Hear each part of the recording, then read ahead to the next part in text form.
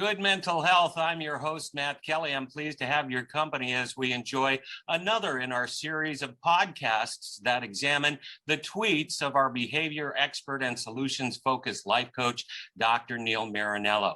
We began our series with, I am the most important person in the world to me. We continued with, there is no part of you that is not a part of me.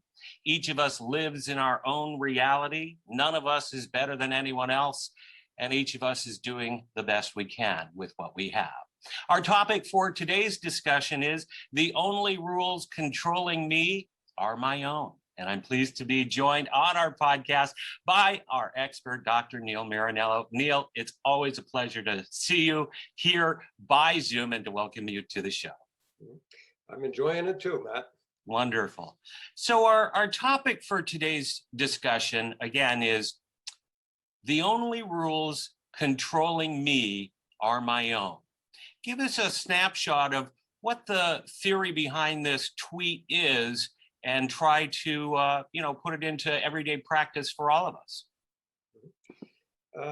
It begins with just the fact that I'm the only person who has to live with myself 24/7. And that's true with just about everybody. So I need to set my own rules, and the rules I have to set up are ones that work for me, even if they don't necessarily work for anybody else. For me, the most important rule is don't hurt anyone unnecessarily. But obviously, I have other rules. There's a variety of way of looking at it. I start with the fact that rules are necessary. Every country, every company, every business, every job, every profession needs rules. And in the mental health biz, which is what I've been in for a long time, the rules are called ethical guidelines. I apologize. Can you say that one more time? Ethical guidelines. Okay. In other words, the operative word there is ethical. But ethical has one meaning and guidelines has another. The simple reality is that no rule applies to all situations. Ethics is what other people tell me I should do in a situation they've never been in before. The moral thing to do for me is the best thing I can do in order to feel okay about myself. It's the right thing to do in the situation I'm in at the moment. I grew up in an environment in which both my parents were Columbia Law School graduates. It took me a while to understand the sort of things that my mother was saying to me. But one of the things that she believed is that rules are made to be broken. And that took me quite a while to understand what she meant by that. I follow the rules. That's my general thing. I don't like disobeying rules.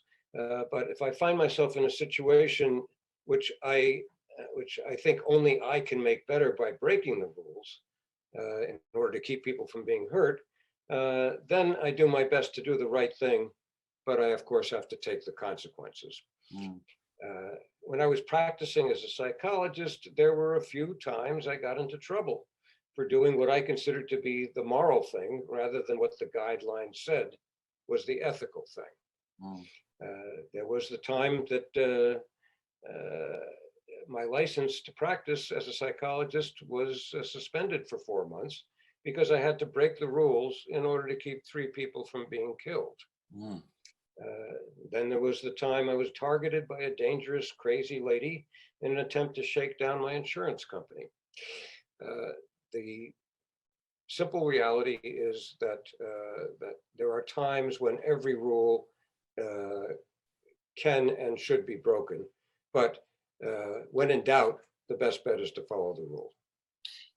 So again, our topic here is that the only rules that are governing me are my own. And yet here in the beginning of our conversation, you had stated that every country, every state, every city, every business has rules. So aren't those rules governing us as well? Or are what you saying, it is still my rule whether I follow those rules?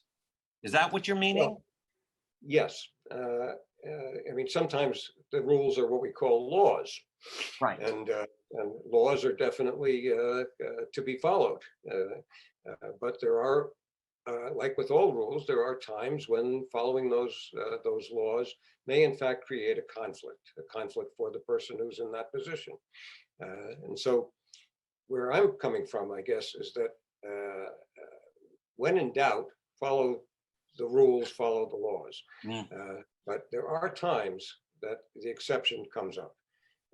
We have to understand that truth is a variable, that what is true today is not what was true 10 years ago, 20 years ago. Laws, rules are variable. It's possible to do marijuana now. It wasn't a while ago. Right. The things that were acceptable. I recently watched a movie, My Fair Lady, which won the Oscar, I believe, in the early 1960s. It was almost impossible to tolerate. There were so many things in that in that remake of Pygmalion that were, in fact, revolting to anybody who's grown up recently. So we have to take into account the fact that that all rules are temporary, and that they exist and they exist to be followed. If you take professions, for example, one thing that very few people understand is that in order to protect itself, every profession has as its first ethical guideline something that isn't actually written there, which is make sure that you don't get in trouble with the other people in the profession. The reality is that the first rule should always be protect your client, do the best you can not to hurt people. But if you look at the practical reality of the practice of any profession, the first rule is always don't get the other guys in trouble. You know, as I, kind of examine this a little bit more, I would think that this could be an area of contention for society, that if each individual believed that the only rules governing their behavior were their own, that society as a whole may feel threatened by that. And particularly even those maybe in power may feel threatened by someone who doesn't believe a certain convention and acts as his own will affords. Well, that's why I think that the basic concept of you can swing your arm anywhere you want as long as you don't hit anybody applies. I mean, take the idea of libertarianism, for example. That whole concept says that the rules that the country puts on us are not rules which necessarily apply to me. On the other hand, if what I'm doing is causing harm to other people or even to myself, then you have to take into account the reality that's affecting other people. Society has to set up certain rules. Without that, you wind up with anarchy. And every experiment that I've seen about that doesn't seem to work, even the really good TV shows.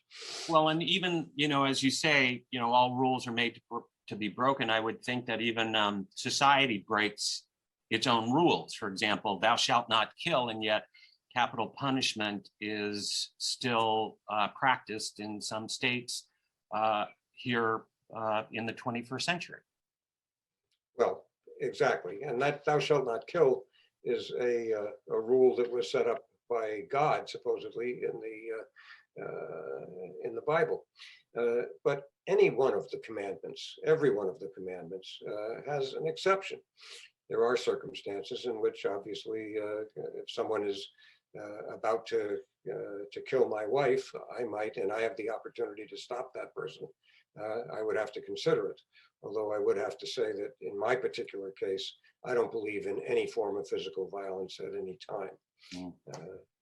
In practice, I actually had that happen at one time. Someone pulled a gun out on me and looked like they were going to shoot me. Wow. And what I said to that person was, you can kill me, but after I'm dead, I'm still going to haunt you. It was enough to stop him. I have no doubt about that theory right there. What I like about this concept here, again, that the only rules controlling me are my own. To me, it dovetails right back with some of the topics of our podcast series, particularly beginning the first one, which is I am the most important person in the world to me, and those two to me almost seem to be parallel or intersecting along a certain line. Well, I don't think it's possible to take yourself into account without your context. In other words, we all exist in a social situation, and an argument can be made that the only way to really define yourself is through your relationships. That's one reason why some movies and books have made a big deal out of someone who's left all by themselves. Sometimes when a person comes to me and they are in a state of depression and dealing with the feeling of anomie, of being totally alone, I've been known to give them an assignment. And the assignment is assume that the neutron bomb has dropped. And the neutron bomb is the one that kills all the people. And for some reason, you're still alive. What are you going to do? How are you going to spend your time? Yeah. You may or may not know whether there are other people alive. Are you going to look for them? One person once said, well, I'm going to kill myself. I said, well, how? Let's go into detail. And after they had written it up for a while, they decided, well, maybe let it go for a while. It's very difficult to say the only person that matters to me is me, and the only rules that matter are the rules that I make myself, without taking your relationships into context and somehow being aware of the fact that you can't define yourself without taking other people into context.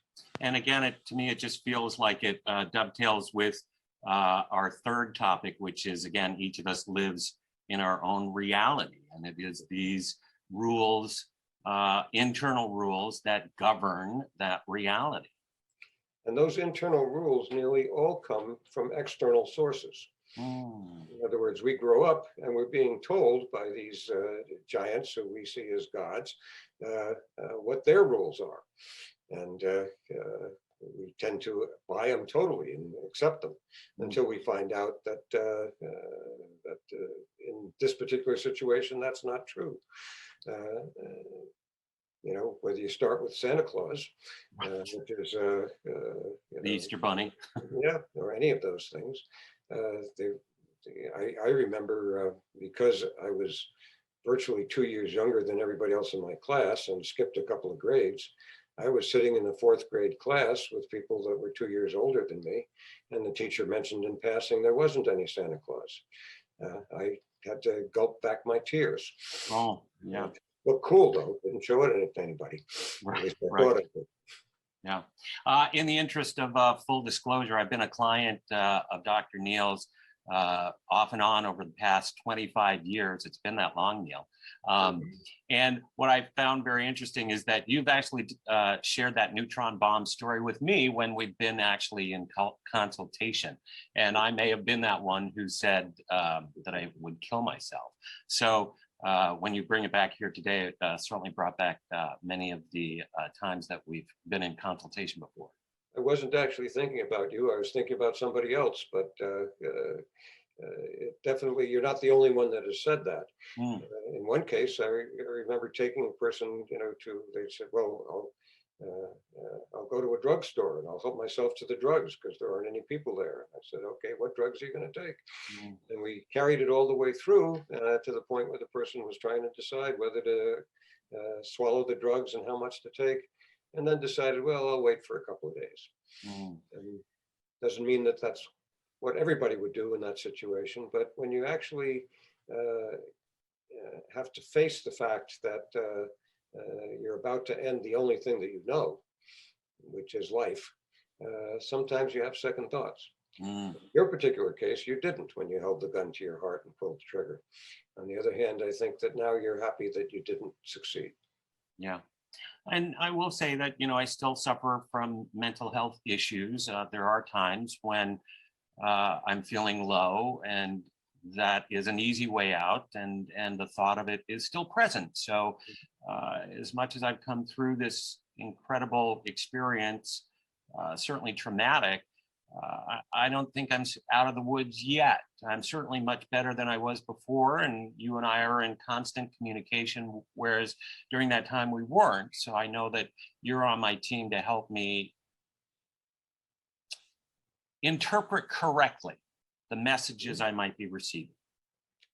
That's well said, Matt. The truth is that I've never fired a client, and I tell all of my clients that I'm available during the times that I'm awake, which is basically 3:30 in the morning until 8 at night.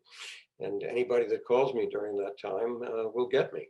And what they will get will be the best me that I can present to them at that particular moment in time.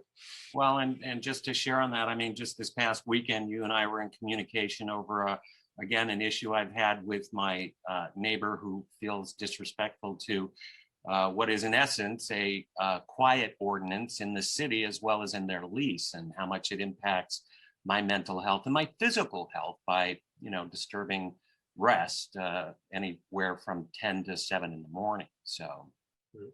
Yeah, I think that the operative question that I have to answer, and it's not that I'm holding myself up as a totally mentally healthy person. I have bad times too, as everybody does.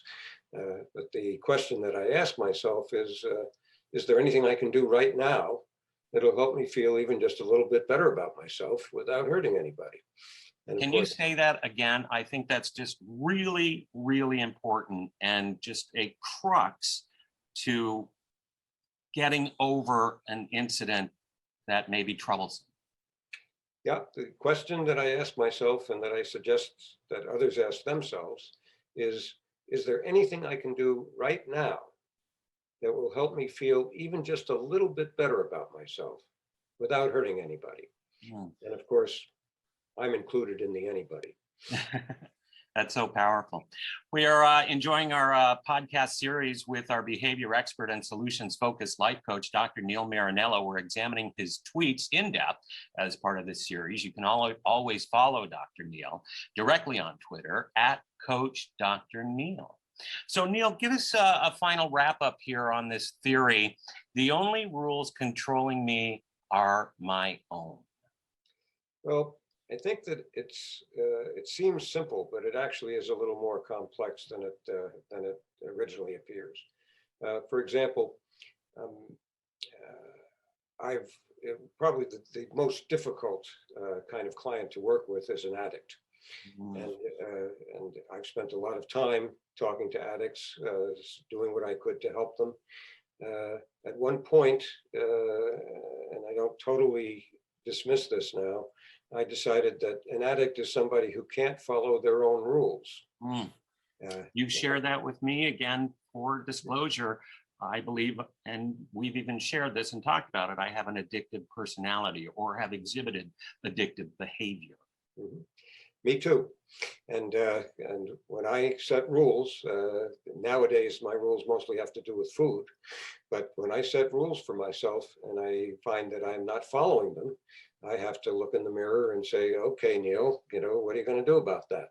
I can't be an ostrich. I can't hide my head in the sand, although I understand ostriches don't actually hide their heads in the sand. It's just a good metaphor.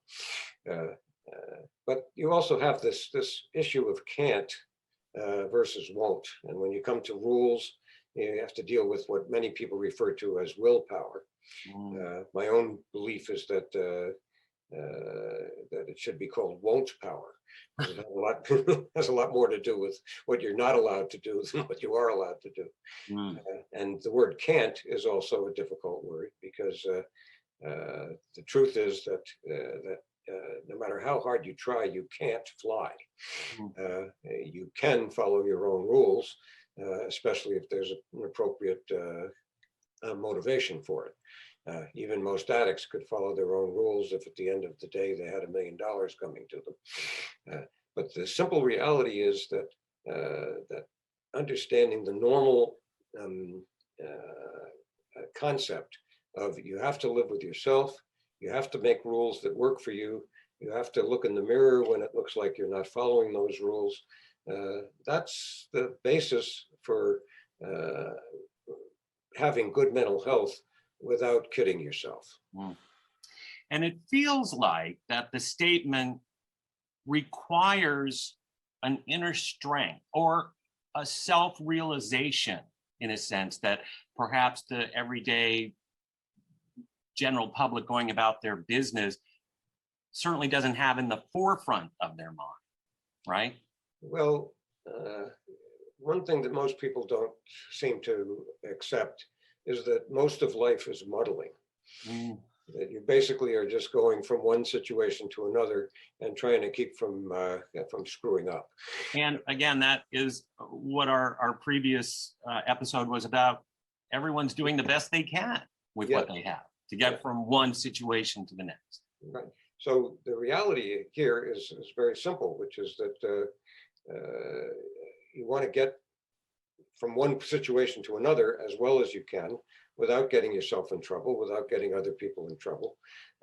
But it doesn't change the fact that, that the more you can take care of yourself, the more you can be on top of what is called your ADLs, your activities of daily living. I basically get up at the same time every morning, do the same things every morning, make sure I take the right pills at the right time, try to eat the same sort of things that work for me. That's what works best for me. It may or may not be what works best for others. But the key to being able to be happy is to know that you got your act more together now than you did a month ago, and hopefully you'll have your act more together a month from now than you do now. Yeah. Yeah. And it feels again that one of the concepts really at the crux of this statement is free will. Yes. And I think that free will is argued among the philosophers, but the simple reality of that is you can accomplish anything if you're single-minded, if your intent is one which works for you and doesn't hurt other people. So deciding on what my goal is may be the single most important thing that I have to do at any given moment in time. And anybody who says that it's possible to do two things at the same time is on some level exaggerating. It is possible to multitask, but it's not possible to multitask in a way that gets each job done perfectly. Well, yeah, and that's my definition of multitasking is doing several things at once poorly. Yes. Well, the simple reality is that you have to accept that the most important concept in mental health is what I call the good enough concept. You don't have to do it perfectly, you just have to do it in a good enough way. And if you can get that job done in a good enough way and do 2 or 3 other jobs at the same time, fine. But it doesn't change the fact that that setting a goal for yourself, focusing on that goal, working towards achieving that goal is the single best way to make up rules that work. We've been speaking with Dr. Neil Marinello, examining his tweets, and as part of our series here, Good Mental Health. My special thanks to the Good Doctor. A reminder that you can always follow him directly on Twitter at Coach Dr. Neil. We'll be back again next week with another episode. And for the Good Doctor, I'm Matt Kelly, wishing you good mental health.